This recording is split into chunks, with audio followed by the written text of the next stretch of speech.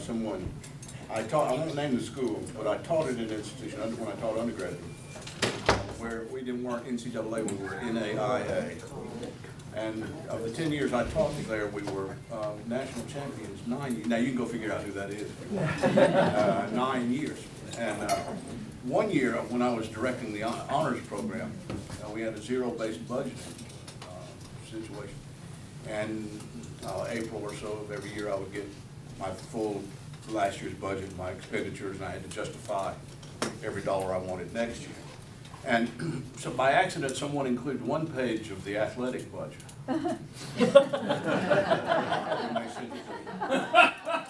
And I discovered I had 200 and plus, 220 students in the honors program. I mean, the cream of the crop. And I discovered that my total budget for a year, for that honors program, I'll get mad about this when I think about it, was about 85% of the equipment budget for one football player.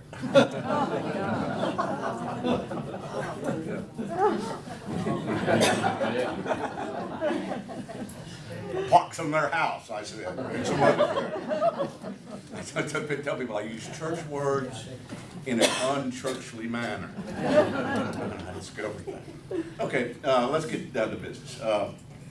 One of the things that frustrates me regularly is the way in which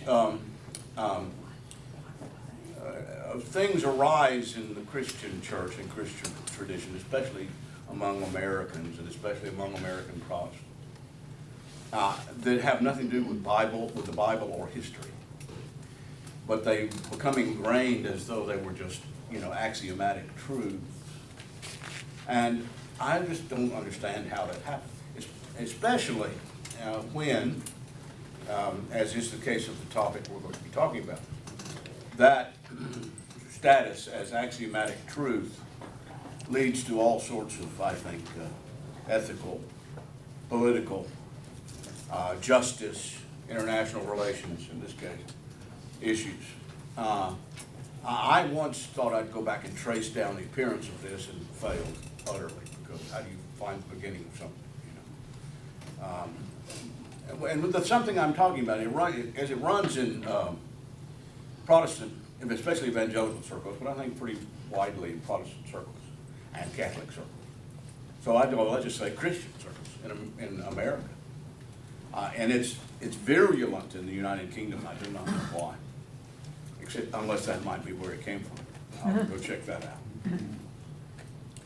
It runs something like this. The logic goes something like this. The Jews are God's chosen people.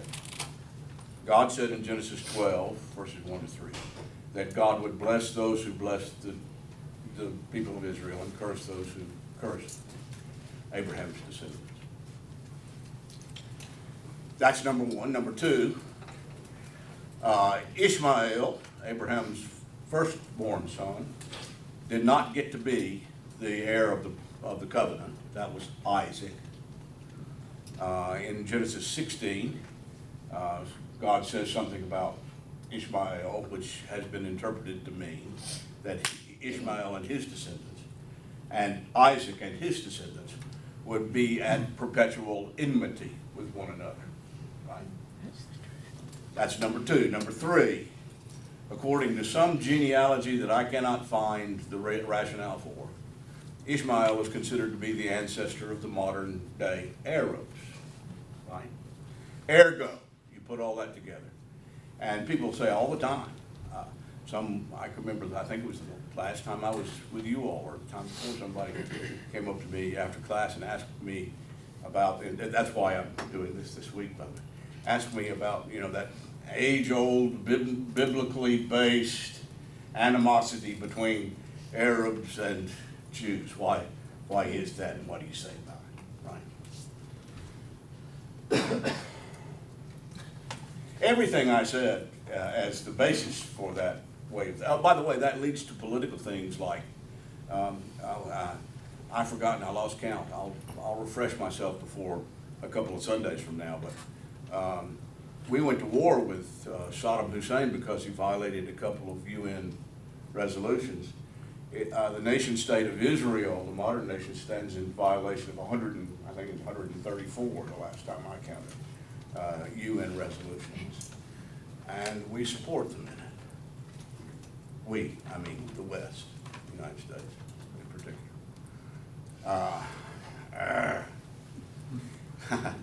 I don't understand. I don't understand it. Some of my best friends in the world, by the way, are Arab. I have a really good friend who is an Arab Israeli. He carries a passport. Baptist preacher from Nazareth. I said, Zahif, you were just a carpenter. But he's not. He's an electrician by training. I said, that guy's close. That's real close. Modern day. Poor, bless his heart, when he used to come to leave his home to come to Switzerland, where we studied together. You know, we complain. I go to the airport nowadays 2 or 3 hours early. He went 2 or 3 days early because, as an Arab leaving Israel to go to Europe, especially to Switzerland, which is a neutral country, and all kinds of goings on happened there, they automatically suspected him, and he would be strip searched and interrogated for the better part of 2 days before he would finally be. And it was the same coming home. So there's a lot of injustice there. We're going to take several weeks, and one of the reasons I think a study like this is helpful is because it models for us how the Bible can help us making decisions about contemporary real world issues. There's nothing in the Bible. There's no passage of Paul that says, "Thou shalt not," with respect, when the Arab-Israeli conflict arises, thou shalt be judicious. There's nothing in the Bible about that, because no one in the Bible anticipated Hitler in 1947 and everything that's happened since then. There are, however, all sorts of principles in Scripture that allow us to apply, that can be applied to the status quo, and used to say, if this is the case, then this is a Christian way of looking at it. Are you following what I'm saying? A biblically based way of looking at it. That means, however, that if you're going to make political and ethical decisions based on your Christianity, not only do you need to understand what the Bible might contribute to a decision about something like that, but it's also good to understand the actual basics of the problem, right? Historically, sociologically, politically, economically, and so forth, so that you can make a decent analysis. Something like this, there are other areas, a lot of reproductive rights questions require that sort of analysis. There's nothing in the Bible about in vitro fertilization, right? There's nothing in the Bible about any of that sort of stuff.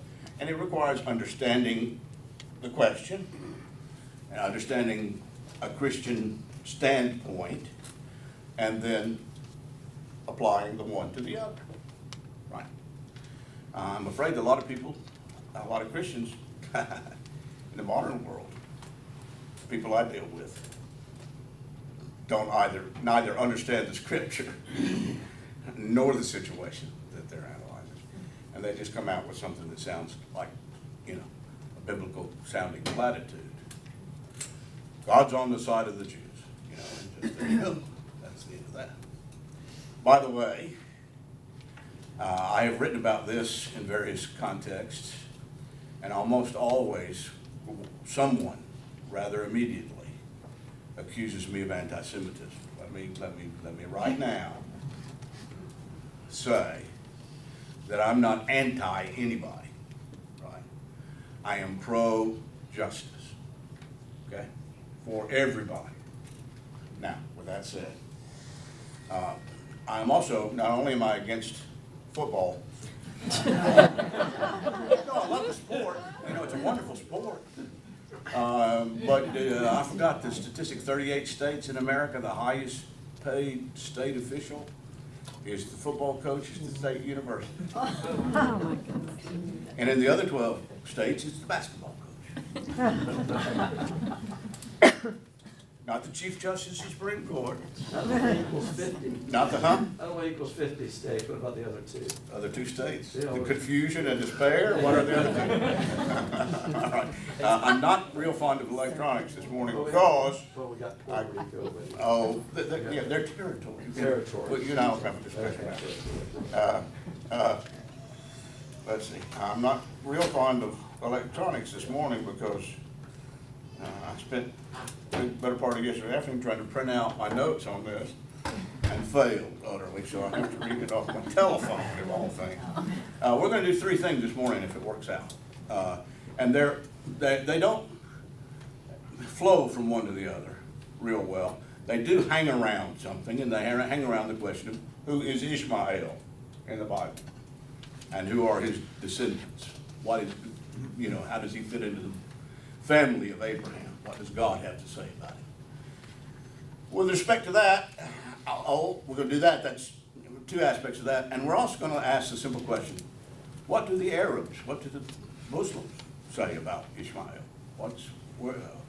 Who is Ishmael in the Qumran? I'm going to do something Baptist Old Testament professors aren't known for doing, and that is I'm going to teach you some Qumran this morning. Right. Let's start with what we know about Ishmael. Sort of surprisingly, let's see, he features prominently in Genesis 16 and 17, less prominently in Genesis 25. He's mentioned in Genesis 28 once. And he appears in a genealogy in 1 Chronicles 1, 28 to 31. How many? That's 4 chapters of Genesis, 1 chapter of Chronicles, and that's the only time we ever hear of Ishmael in the Bible. Turn with me, if you have your Bibles, we're going to look at Genesis 16, see how quickly I can do this. And we want to pay attention to who Ishmael is in sort of the salvation economy of God, if you will. You know this story. Sarah and Abraham were old and they were childless. And Sarah comes up with this idea, which was, by the way, a sort of an institution in the ancient world. It had a legal status. She came up with the idea that I've got this Egyptian slave girl, Hagar. How about you take her as concubine? Except the Bible calls her wife, actually. There's a different word for concubine in Hebrew than there is for wife, so she becomes wife number 2. And why don't you see if we can't have children through her. Now legally, since Hagar was Sarah's slave, any child born to Hagar would legally be Sarah's, and it's sort of a legal fiction. So this sounds like a pretty good idea, I guess. God hadn't said to do this. God hadn't said not to. Right? God had said, Abraham, you're going to be ancestor of a great nation. He didn't tell Abraham exactly how. A lot of time had passed. Sarah's being inventive here. Nothing wrong with that. Abraham's reaction is wonderful. He says, well, let me okay. You mean the young? Oh, well, that's asking a lot of me, Sarah. Anyhow, so in the end, Ishmael is born. And even before he's born, relations between Sarah and Hagar sour. Sarah's old, Hagar's young. Sarah's, barren. Hagar, is about to give the master. And the Bible doesn't tell it, but I can imagine a situation where Sarah says, Hagar, go do the dishes. And it's in the 7th month or the 8th month. And Hagar says, I just don't feel up to it, old lady. Why don't you do it? Or something to that effect. And Sarah got mad and was rough. Complained to Abraham, and Abraham said, hey, listen, it wasn't my idea. And she's your slave. Deal with her. And she did, roughly. And Hagar, you know this, ran away. By the time Hagar goes to Abraham, Right. has God already told Abraham that his seed would be forever, or is that? Yeah, the whole Abraham story starts in Genesis 12, verses 1 to 3, where God tells Abraham, I will make you the ancestor of a great nation. And then in Genesis 15, now we're reading in Genesis 16. In Genesis 15, God appears to Abraham and says, Abraham, I'll be your shield, your name will be great, something like that. And Abraham says, you know, God, I'd kind of like to talk to you. It's been 3 chapters, you know, since we talked last time, which turns out to have been 20 or 30 years in the chronology of the book. So Sarah did not have faith. No, wait, listen, wait, let me tell you how this goes. In Genesis 12, 1-3, I will make you the answer. Hebrew has what we don't have in English. The pronouns have gender and number. And when he says, I will make you, it's a masculine singular. So he says, Abraham, I'm going to make you the ancestor of a great nation. Now you might assume that that would be through his wife, but here years and years and years have gone. In Genesis 15, what I was about to talk about, Abraham says to God, you know, you made us all these big promises, and right now, Eliezer, a slave in my house, is my designated heir because he's the closest thing to a son I have. And God says, oh no, that's not the way I want it to be. The heir I have in mind is going to be an offspring, you know, of your own loins. But again, he uses the masculine singular. Right? So it may be, as it turns out, that God had Sarah in mind as the mother of this child. But God has not, at this point, by the time we get to Genesis 16, God has not used a plural. You follow what I'm talking about? To include Sarah in this promise. Now, he may have had it in mind, but he doesn't say it. So what Sarah and Abraham do is just being inventive. I mean, I laud them for this in some ways. Because in the life you and I live, our lives are much closer to Abraham's than we sometimes realize. We think about the prophets, about the ancients, as being that's much closer to God than we are. If you do the chronology for the Abraham story, God shows up once every 20 years or so and says, got good things in store for you, Abraham. Rah, sis, boom, bah, hang in there, see you later. And there's nothing about how to do this. So how should I go about this? And we live life that way. We don't know how it is God wants us precisely to live out our calling. We face decisions every day, you know, and certainly at points in our lives, do I take that job or do I take this job? Which is it that's God wants me to do, and God doesn't say, and we have to choose. And so here we are. Sarah says, I've got a way to move this forward. So she's not being unfaithful. Or I mean, by this time it's been 30, 40 years. They're being rather patient. Yeah. Time is running out. But what's really important is the text I'm going to read now. Hagar runs away and doesn't apparently plans to stay run away. And an angel of the Lord appears to her, and I'm going to read this, and says to her, now you have conceived and shall bear a son. You shall call him Ishmael, which means God has heard, or God will hear. For the Lord has given heed to your affliction. He shall be a wild ass of a man, with his hand against everyone, and everyone's hand against him, and he shall live at odds with all of his kin. Which is one way you can translate that, but not the necessary way. It can mean his hand will be, well, powerful, right? And the last part, and he shall live at odds with all, thank you, with all his kin. You're a good person. No, I don't care what people say.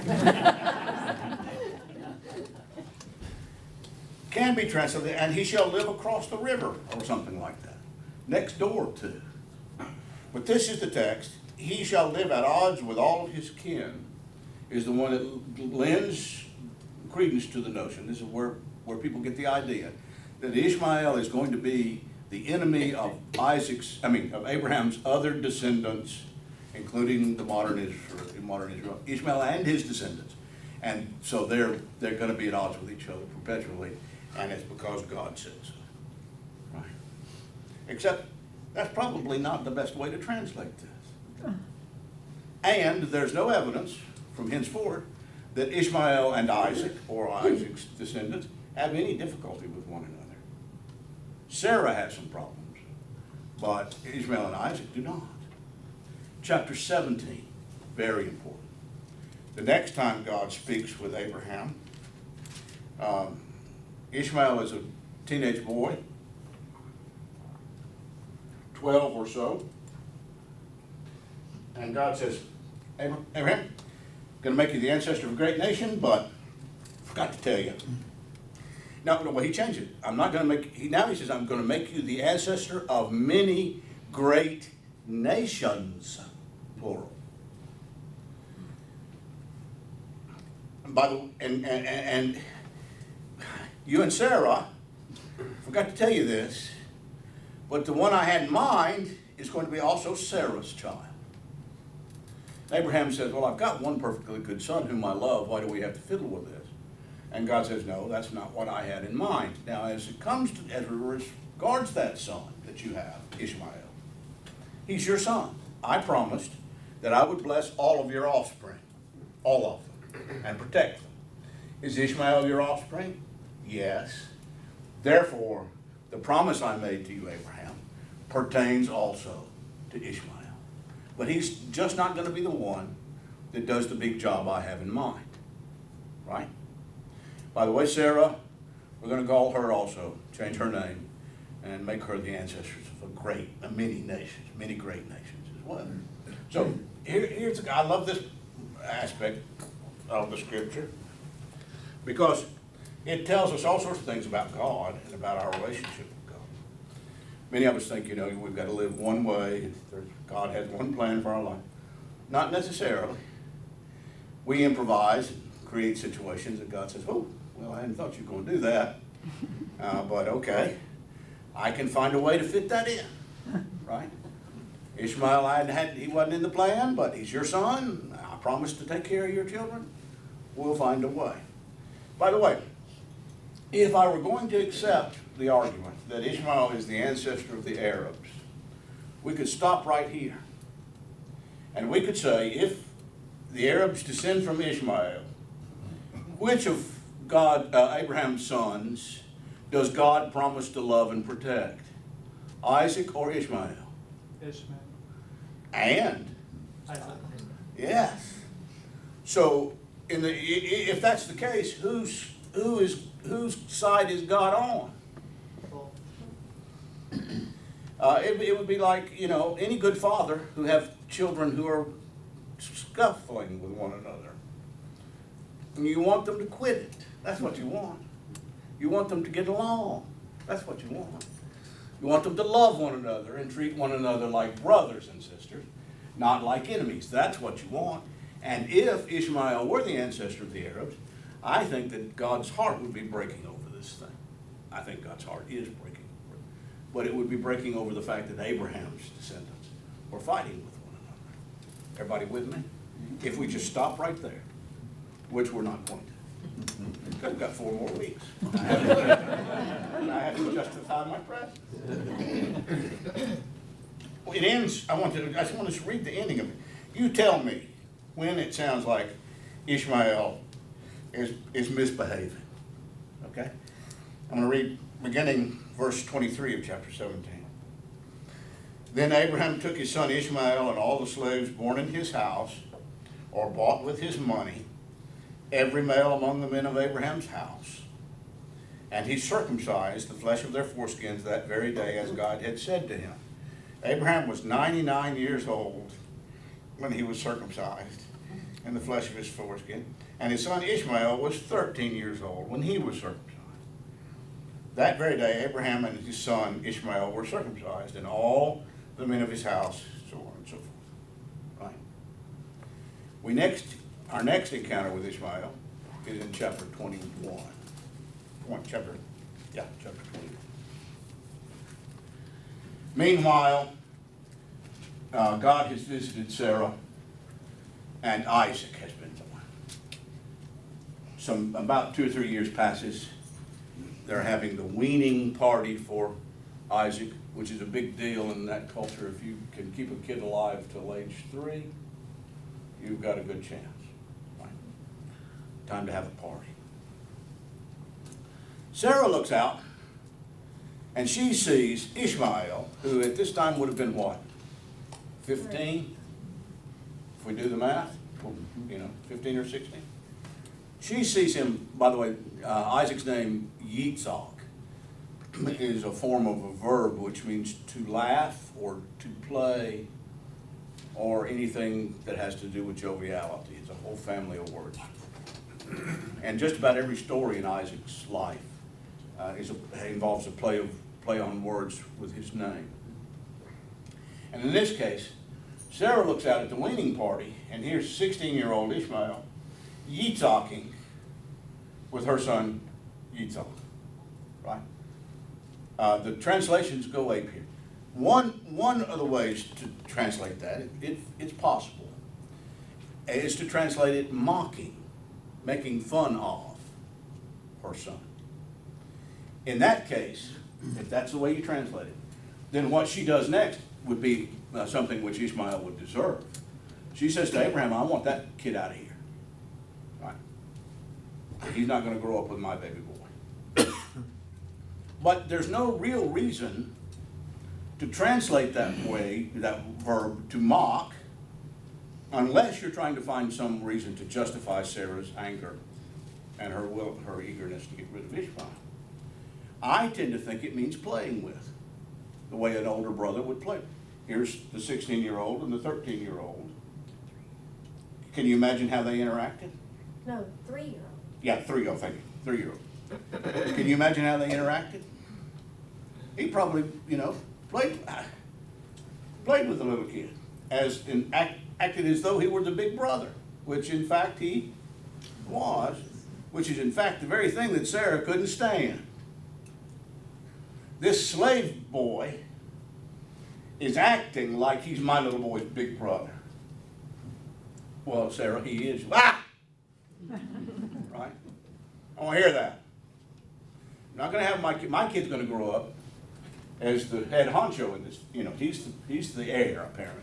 I don't want that. I don't know why I ever had that crazy idea in the first place. I want him out of it. She says this to Abraham. Abraham says, I don't really want. God says you better do it or you're not going to get any peace. Besides which, it doesn't say that in the Bible either. Besides which, God reminds Abraham, I'm going to watch out over him. Remember, that's what his name means. So this is the famous, she banishes them to the wilderness. She sits a bow shot away because she said, I can't stand to see my child die. And he cries out, and God sends the angel of the Lord to Hagar and shows her, in fact, a spring of water right there, about where they were. And the text says he's thrived and was a hunter, and we learn later on he marries an Egyptian woman, like his mother. There we go. The only time we hear now, yet, from Ishmael is in chapter 25. Well, I ain't get in chapter 29, but that's just a comment. Let's read that.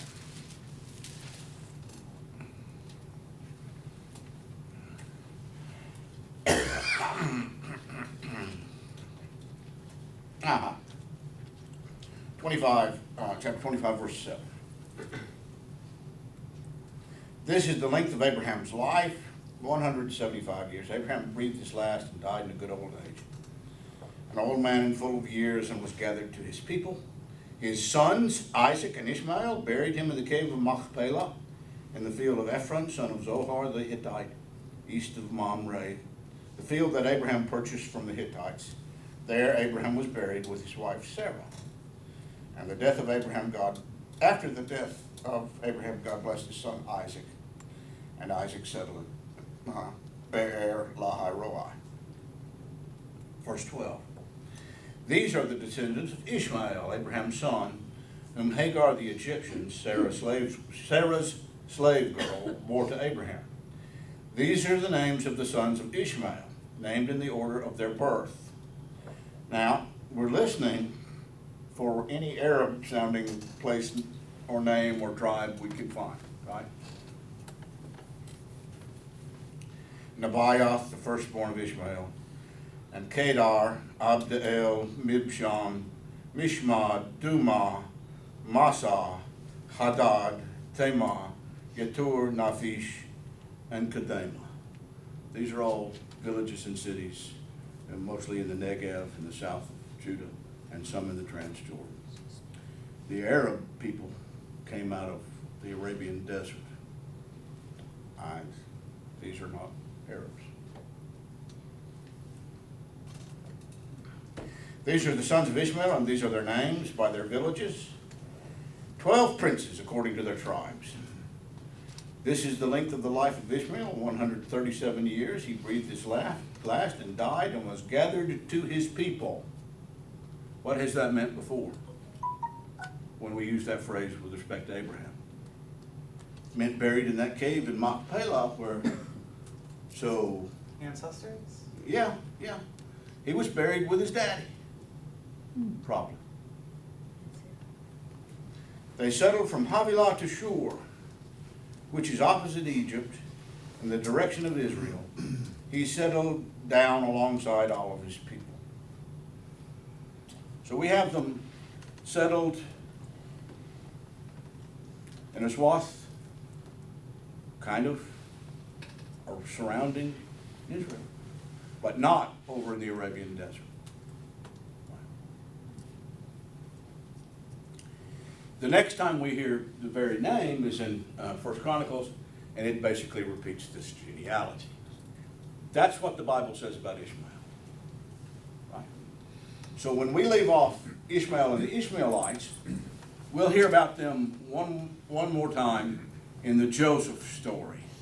They are some of the ones who come along and buy him from slavery, or Midianites. The text is not clear. It calls them by both names. And Ishmaelite and Midianite are not the same thing, so it's hard to know which one's which. That's what the Bible says about Ishmael and the Ishmaelites. So the last we hear, if we do kind of a rough mathematics, if we take Genesis 15, it says in about 300 years you guys will go to Egypt. The Exodus is in 1250, or thereabouts. Abraham lived, by that mathematics, about 1600 BCE. And we don't hear anything about Ishmael or Ishmaelites in the Bible after that time period. We don't have any genealogy past these names and a couple of others in 1 Chronicles. How do you get from that name across what? It's going to be 2,200 years to the outbreak of the Arab people, and they're spread throughout the whole Eastern world with any confidence that Ishmael was their ancestor? Can you think of a way? How many generations is that going to be? 1,600 years, four generations to a century, 4 times 6, that's 80. Oh gosh, it's a lot of people, right? So, all right, maybe the Arabs claim. Maybe the Arabs claim. Let's read the Quran. If I can get it up on my screen here. Is the most accurate way to say it Quran or Qumran? Qumran is a place. Okay. Quran is the name of the book. Qumran is a place in Lebanon. All right, you ready? I'm reading from Surah Baqarah. Say, O believers, we have believed in Allah and what has been revealed to us and what has been revealed to Abraham and Ishmael and Isaac and Jacob and the descendants, and what has been given to Moses and Jesus and what was given to the prophets from their Lord. We make no distinction between any of them, and we are Muslims in submission to him. Surprising, isn't it? Did you notice the mention of Jesus and Moses? That we make no distinction between any of them? Mm-hmm.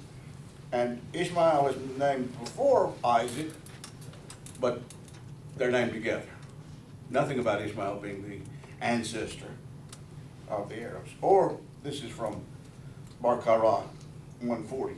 Or do you say that Abraham and Ishmael and Isaac and Jacob and the descendants were Jews or Christians? Say rather, are you more knowing, or is Allah? And who is more unjust than one who conceals a testimony he has from Allah? And Allah is not unaware of what you do. Now that's Arabic reasoning. And don't talk to me about Jews and Christians. Do they believe in God? That's what matters. By the way, this would make an interesting course sometime. Quranic Islam is not what we think it is. They are more accepting of Jews and Christians than Jews or Christians are of Muslims. Did you hear what I said? Yeah. That's important. Of course, now we have some sectarians who misbehave. Imran, 84. Say, we have believed in Allah and what was revealed to us, and what was revealed to Abraham, Ishmael, Isaac, Jacob, and the descendants, and in what was given to Moses and Jesus and to the prophets from their Lord. We make no distinction between any of them, and we are Muslims. Nisa, 163. Indeed, we have revealed to you, O Muhammad, as we revealed to Noah and the prophets after him, and we revealed to Abraham, Ishmael, Isaac, Jacob, the descendants, Jesus, Job, Jonah, Aaron, and Solomon, and to David we gave the book of Psalms. Anam. And Ishmael and Elisha and Jonah and Lot, and all of them were preferred over the worlds. Ibrahim, verse 39. Praise to Allah, who has granted to me in old age Ishmael and Isaac. Indeed, my Lord is the hearer of supplication. Arbiyah, 85. And to mention Ishmael and Idris and Dul-Kifi, all were of the patient.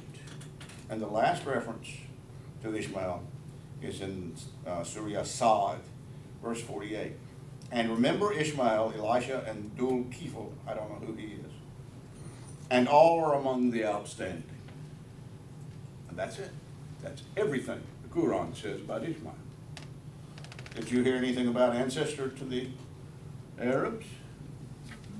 Did you hear anything about superiority over Isaac?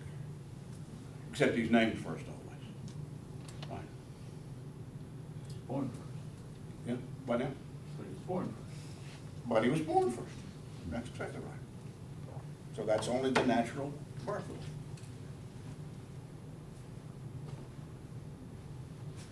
Let's go back to the problem, and let's see what we can... Oh, by the way, I should add, there is one clan or tribe of Arabs who are known as Ismaili. As a general rule, when you go, Arabic and Hebrew are cousin languages. As a general rule, a sh sound in Hebrew becomes a s sound in Arabic. So Ishmael, and Ismail are the same word. So the Ismaili claim to be descended from Ishmael, but that's one tribe of Arabs. And the rest of them say, no, you're not. You're just trying to be pots on. So, Where are they? where? Yeah. Where is an Arab? Where are Arab nationalities? By the way, and this is a problem, what does Arab mean? Wander. A desert dweller, right? So it's hard to know in the ancient literatures of the world and of the region. So in that respect, ancient Israel were Arabs, weren't they? They dwelt in the desert. So it's very hard to know in the ancient literature when you're describing a lifestyle, desert nomads, and when you're describing an ethnicity, right? So you have to be careful about that in the ancient literature. We tend to identify people as Arab with a capital A based on the language they speak. Arabs speak Arabic, which is itself a problem. The English people speak English. We speak English. We're not English, right? Not by nationality, some of us not by ethnicity. But let's go back and review. The Bible does not describe Ishmael as the enemy of the Jews. Ishmael or his descendants as the enemy of the Jews, number one. Number two, in fact, if the Arabs are descended from Ishmael, then they stand also under the promise given Abraham of protection and blessing for all of his descendants. Three, however, the Bible doesn't claim Ishmael to be the ancestor of the Arabs. Nowhere. And lastly, neither does the Quran. As a matter of fact, the Quran is remarkably quiet about Ishmael. I would expect at least a story, wouldn't you? There is the story in the Quran of the sacrifice of Abraham's son, but the Quran is very careful, or I don't know if it's careful or if it's accident, but the Quran only uses pronouns. It says Abraham sacrificed his son, and it refers to his son, his son, his son, he, him, and never gives a name.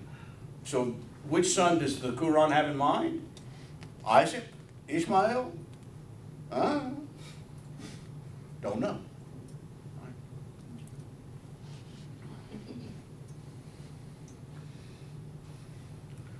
I bet you there are questions at this point.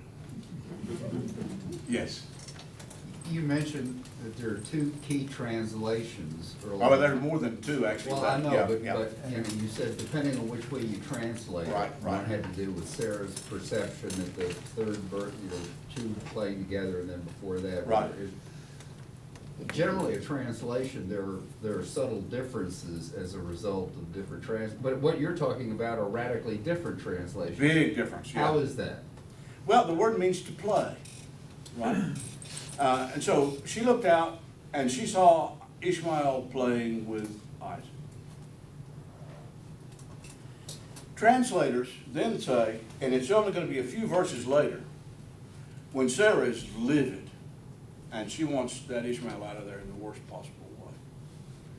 So you're reading the story and you have to ask yourself, well, why did she, Ishmael's been there for the last 3 years, the whole time Isaac was, reaching this age. Why, suddenly, on this occasion and at this moment, is Sarah so angry? And so translators then, or interpreters actually at this point, go back to that moment when she saw Ishmael and Isaac interacting. The storyteller tells us that moment for some reason, right? And they conclude, because, if your bias is to protect Sarah's reputation, right, because she's the matriarch, then you say, well, she must have been justified in her anger. What would have justified it? What if he was making fun, not having fun with, but making fun of Isaac? Now that would do it, wouldn't it? Well, it might not be your bias, it might just be your investigative skills. Yeah, my investigative skills, on the other hand, lead me to realize that Sarah has been she has been not very nice to Hagar the whole time, right? As soon as she has the idea and Ishmael is conceived, she's mad. And if you follow the rest of Sarah's interaction with her son, she becomes, well, just think of it. If you're in that culture and having a child, especially a boy child, meant everything that it meant in that culture, and you had one when you were 89 or 90, I forgot exactly how old she was. Might you be protective a little bit? I disagree. Yeah. And that's not what the text says. It says that Hagar was rude to Sarah. Wait a minute. See, here we go to another thing. The text running in my head goes, Yitzhak, and so forth. Like the text running in yours is going to be the King James or the RSV. was rude to, is not what the Hebrew says. The Hebrew says she was, how would you put it, behaved, I don't know how it translates exactly, but it means she went about her business without being decent. You know what I mean? She did not, what would you say there? You know what I'm saying? She when was not servile? She was not servile, no, no. Yes. I think there's a lot of guys in the room that are probably empathizing with Abraham. He could say, honey, you told me to do it.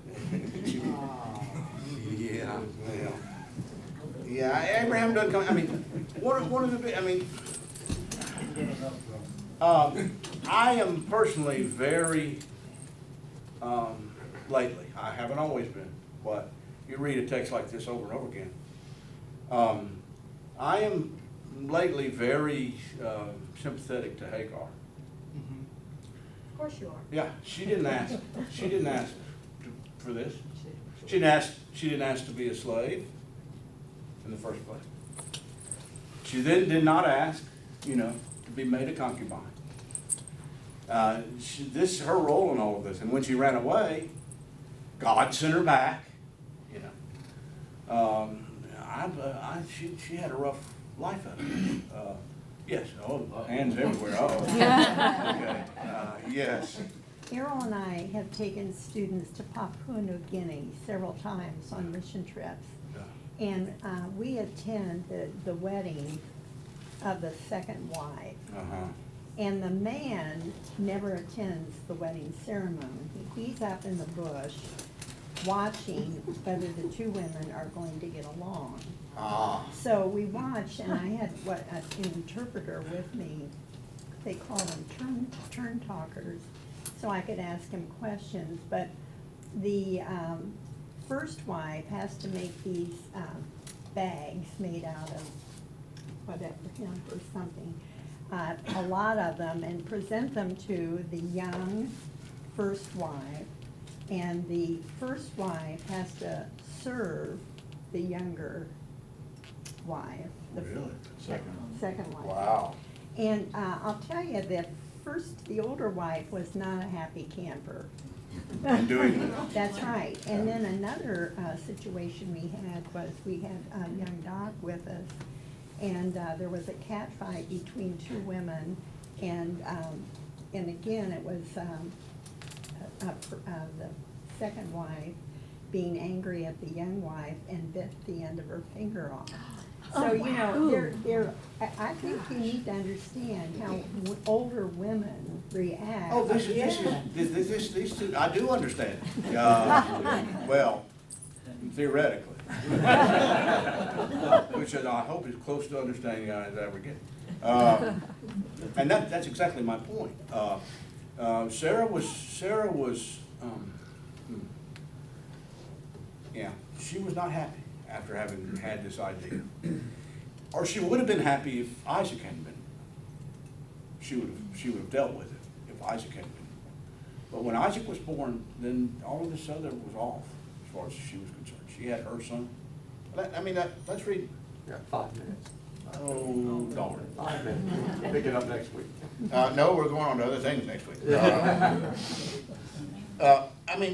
A key verse for me is chapter 16, verse 6. Abraham, by the way, this is after the Ishmael had been conceived, and let's see.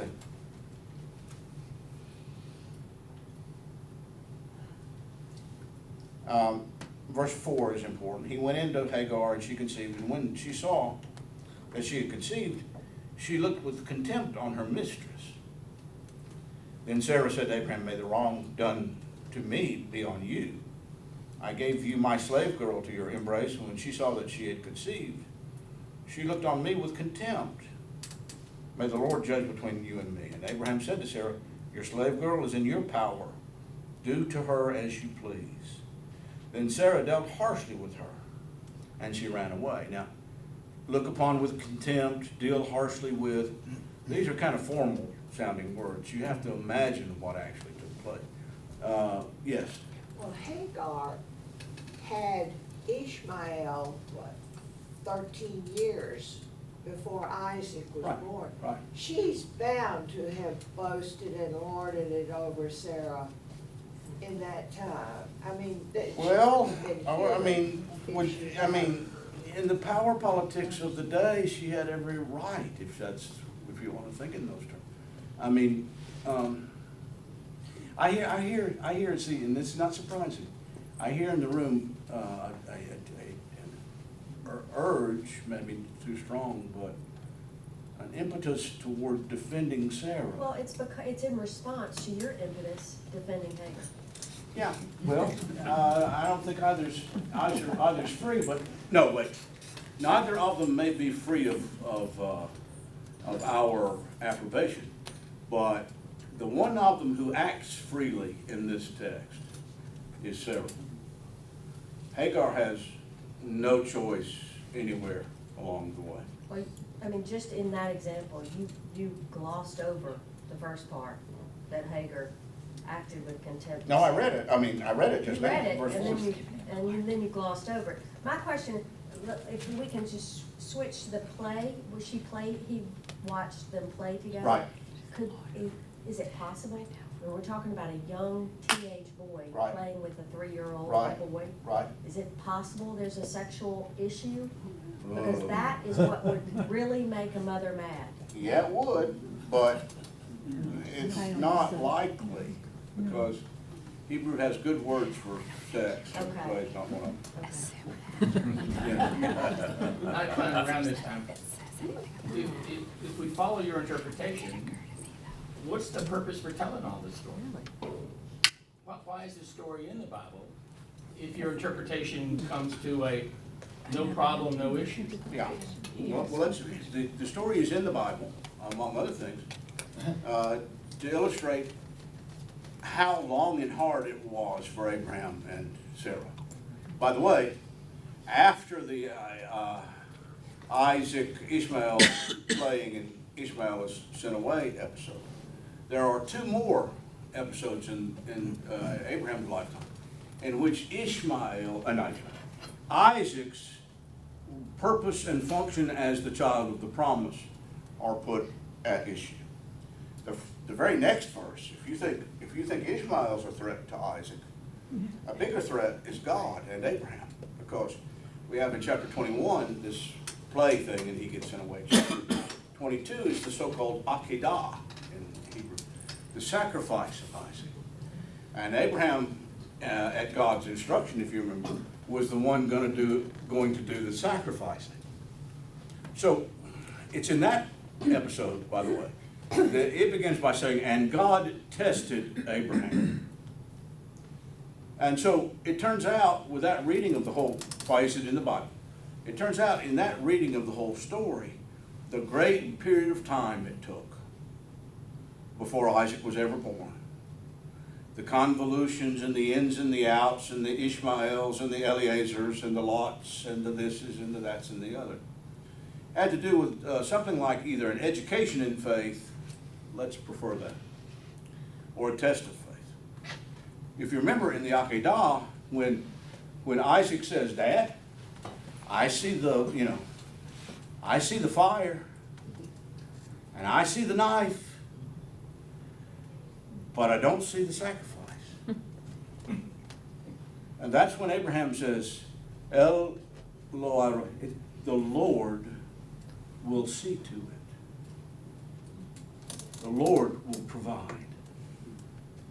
And I always wondered, Genesis 22 doesn't say what the test question is.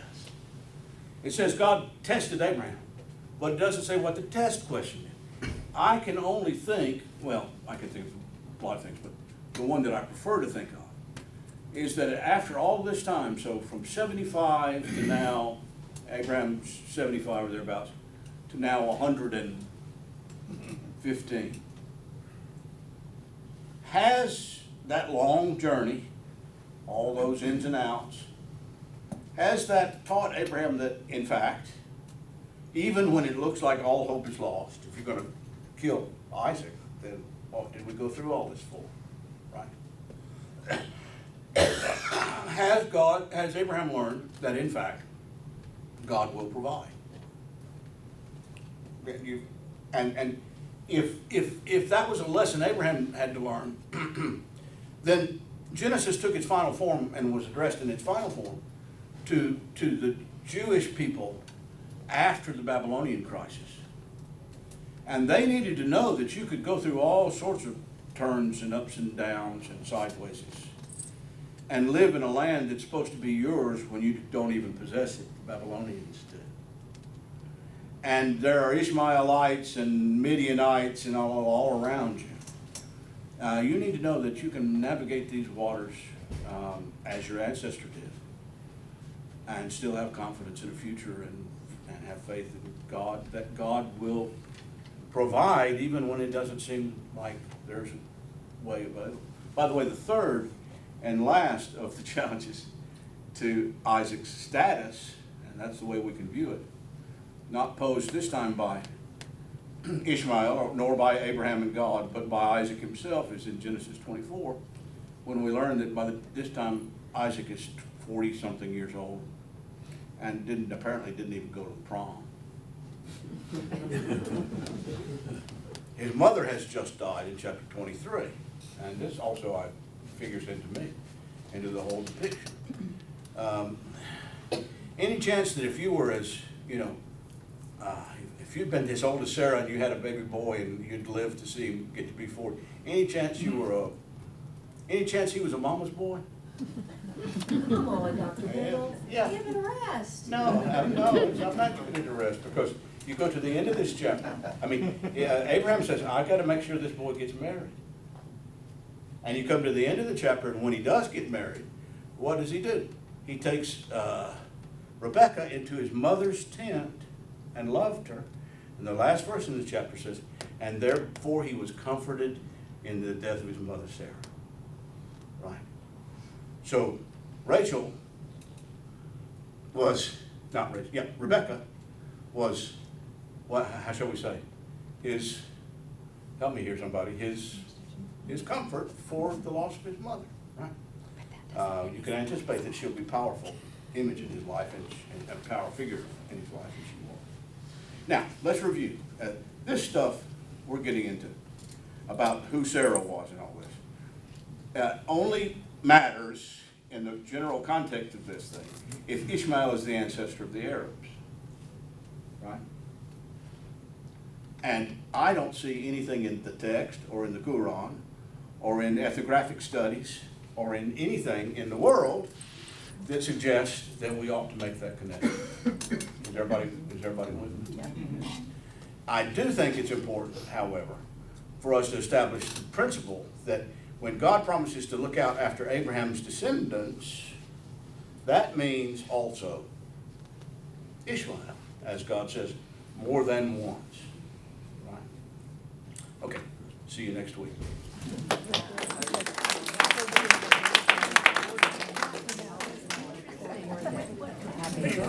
I'll put it